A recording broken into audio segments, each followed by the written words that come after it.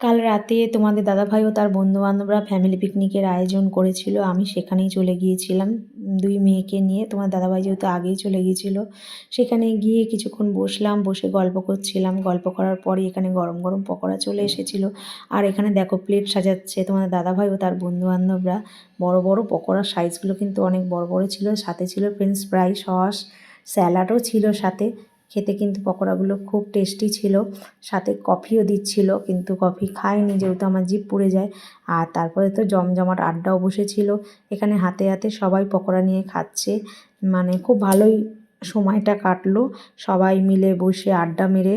মেয়েরা একসাথে হলে যা হয়, গল্প আর শেষ হয় না। তারপরে তো এদিকে খাওয়া দাওয়ার জন্য সবাইকে ডাক দিচ্ছে, সবাই আমরা খেতে বসে পড়লাম। দেখো এদিকে সব নিজেরা নিজেরাই পরিবেশন করছে তোমাদের দাদাভাই ও তার বন্ধুবান্ধবরা। দেখেও খুব ভাল লাগে, একটা দিন আমরা রেস্ট পেলাম আর খুব মজাও লাগে। নিজের হাতে রান্না করে আর খেতে হলো না। দেখো এখানের মেনুতে ছিল ফ্রাইড রাইস, মটন কষা, সাথে চাটনি, পাঁপড় আর হজম করার জন্য থামস আপ।